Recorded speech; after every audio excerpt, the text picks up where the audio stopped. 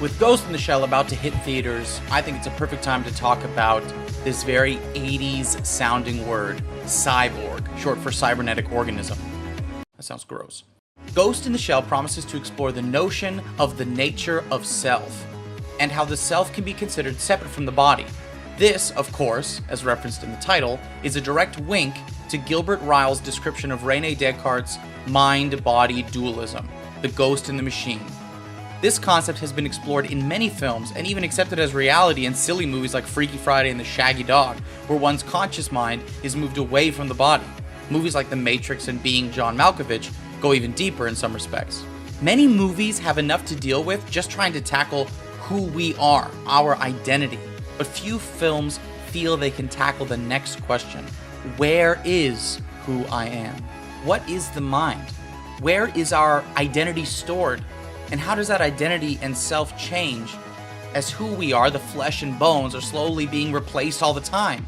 If our surroundings, what and who we hold dear are taken away, even our very familiar body is destroyed, what is left of me, and where is that me? And what character in film most purely explores the themes of mind, identity, and cyborgs? About the nature of one's own existence and the consequence in a limitless universe while being confined to this mortal coil. It's this guy. Oh, no you didn't! Yes, Darth Vader himself. Woo! Okay. You see the connection, right? Darth Vader is the world's most famous cyborg, and his story can help us explore the theme of the ghost in the machine in a fun way with freaking Star Wars! From being a little kid, Anakin's problem was not fully realizing his identity. He can fix stuff and race stuff, and he makes friends when he blows stuff up, but right away, when Qui-Gon dies, he loses something. Someone who was fully devoted to him. I would argue that Obi-Wan is more dedicated to the memory of his master and not to Anakin's training. In Episode 2, Attack of the Clones, Obi-Wan is full of attitude with Anakin, joking around all the time. A boy who is obviously having troubles adjusting to a whole new world. The boy was raised as a slave and was taken away from his single mom to leave to train as a Jedi. He's crushing hard on Padme, but she's not interested and kind of creeped out, and for a good reason. It makes me feel uncomfortable. I'm pretty sure one of Anakin's force powers is seduction, because none of that makes any sense. None of that right there. That don't make no sense. Then what happens at the end of Episode 2 after Anakin loses his mother? He also loses an arm. He's lost part of himself in the process of pain. Bummer.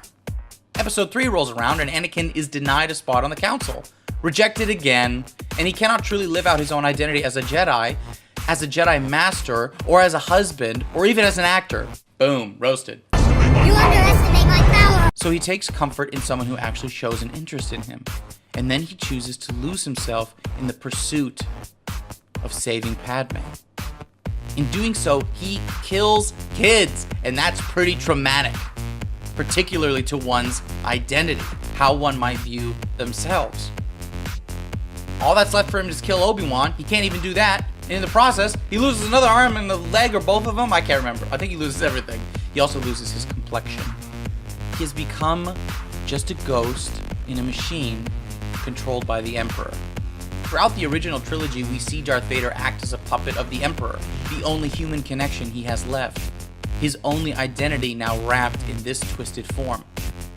So what's left of the man? His kids?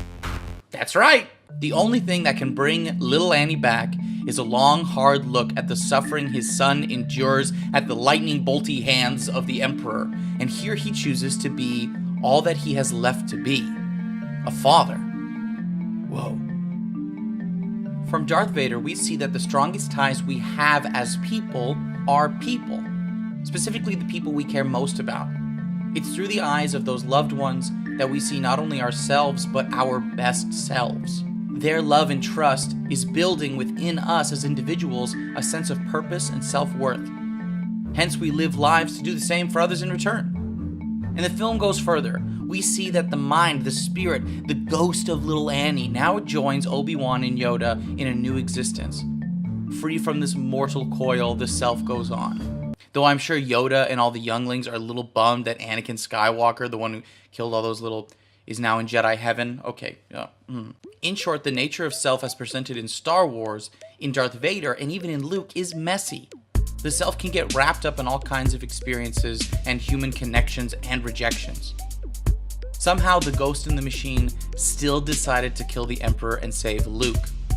Somehow there remained an unspoiled spot, untouched by the hell that little Annie had gone through.